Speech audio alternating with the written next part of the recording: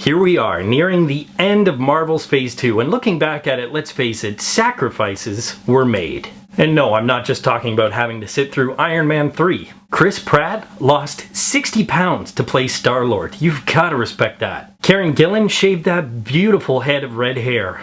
The ultimate sacrifice. Thank Thanos we still had those infinity legs of hers. And Jason Momoa. Oh, you didn't know he also sacrificed for Guardians of the Galaxy? Well, Khal Drago here was actually offered the role of Drax, but turned it down so he could direct Road to Paloma. So clearly he's just sacrificing his career. Okay, yeah, he's playing Aquaman, I'm just kidding, but you know what, speaking of which, I don't mean to start a war here on my channel, but Marvel? Really just flaunting it in the face of DC at this point. I mean, the Avengers was epic, so you could kind of sense DC was panicking.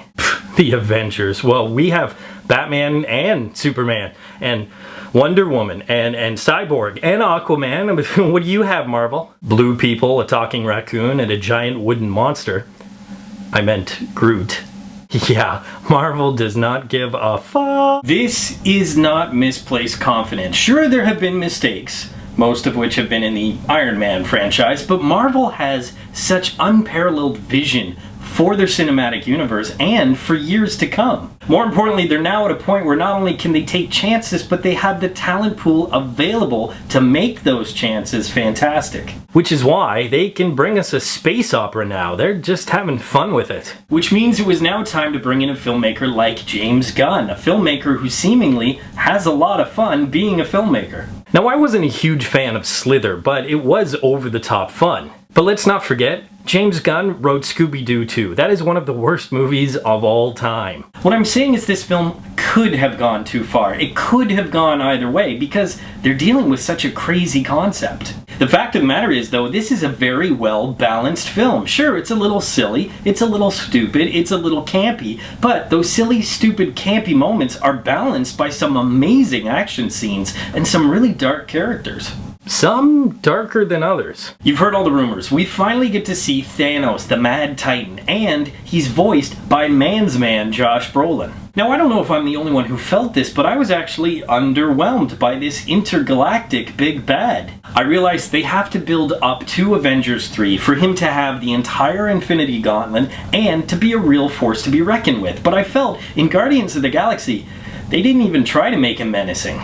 Josh Brolin's voice, undeniably cool, but you could hear that kind of all-American lilt. Because of that, I just kind of pictured Thanos sitting around his porch.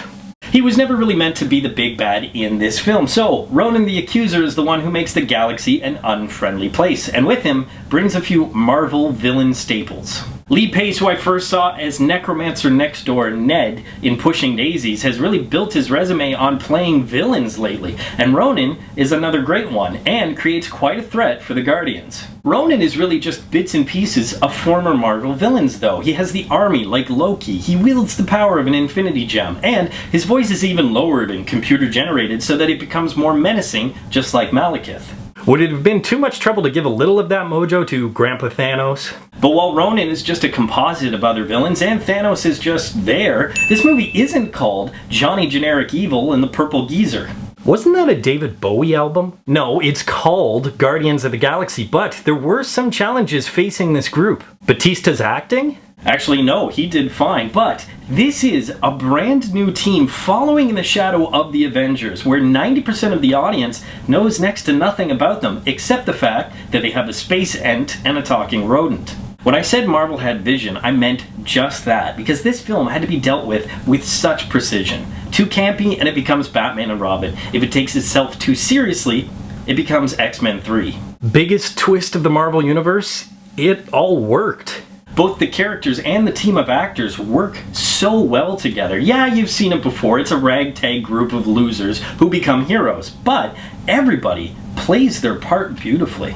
Yes, that includes Batista. Chris Pratt channeled his inner Han Solo. Zoe Saldana was fierce and sexy. Dave Bautista had way more layers than I expected. And Cooper and Diesel brought a lot of character with their voices. What was great, because I'm not really a fan, was Bradley Cooper was unrecognizable. It was only Rocket that I heard and saw. What I saw that was even better was this fun, diverse, and surprisingly well fleshed out team works so well together that nobody really stole the show. I didn't do this with the Avengers, but I like their chemistry and their dynamics so much together that the entire team of the Guardians of the Galaxy are this episode's for the win.